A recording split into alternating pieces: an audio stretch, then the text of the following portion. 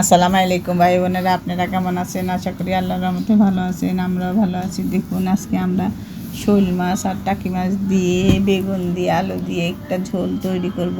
দেখুন কীভাবে করি। আমরা আলুগুলো ছোটো চিকন চিকন করে কেটে নিয়েছি, বেগুনগুলো কেটে নিয়েছি, পেঁয়াজ কাঁচামরিচ কেটে নিয়েছি। এখন আমরা দেখুন কীভাবে বসাইতেছি। রসুনগুলো আমরা এবার থেতলে নিচ্ছি।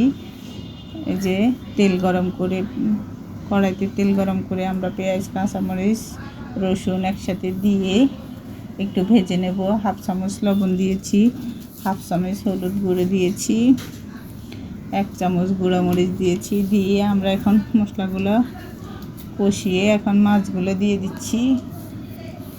একসাথে আমরা মাছগুলো সহ মশলা সহ কষিয়ে নেব।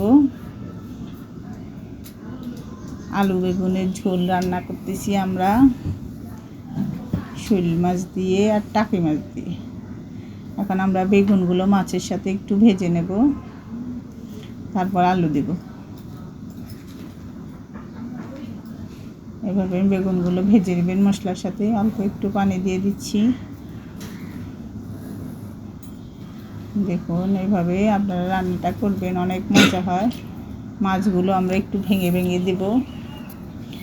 এই তরকারি দিয়ে, রুটি দিয়ে, ভাত দিয়ে, সব যে কোনোভাবেই আপনারা খেতে পারবেন, অনেক মজা হয়। দেখুন কত সুন্দর দেখাচ্ছে। এখন আমরা একটু ঝোল দিয়ে দেব।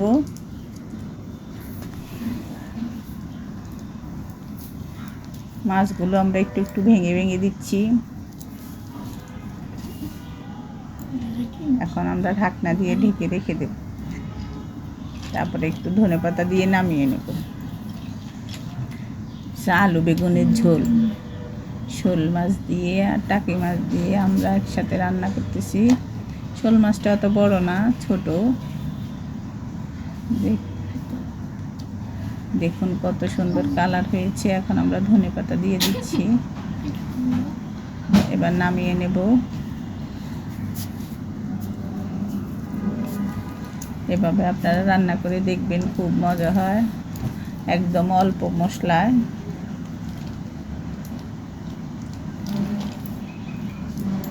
সাধারণভাবে এই তরকারিটা অনেক টেস্টি হয়। আপনারা এইভাবে রান্না করে দেখবেন। দেখুন কত সুন্দর কালার হয়েছে। এখন আমি খাবো। দেখুন কালারটা কত সুন্দর হয়েছে, দেখলেই আপনাদের খেতে ইচ্ছা করবে। এভাবে রান্না করে খাবেন। এখন আমি খেয়ে দেখতেছি কেমন হয়েছে। উফ, অপূর্ব হয়েছে।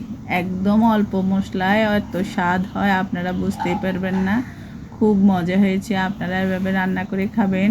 আর আমাদের চ্যানেলটা সাবস্ক্রাইব করে দিবেন, লাইক করে দিবেন, শেয়ার করে দিবেন। আজ এ পর্যন্ত। আল্লাহ হাফেজ।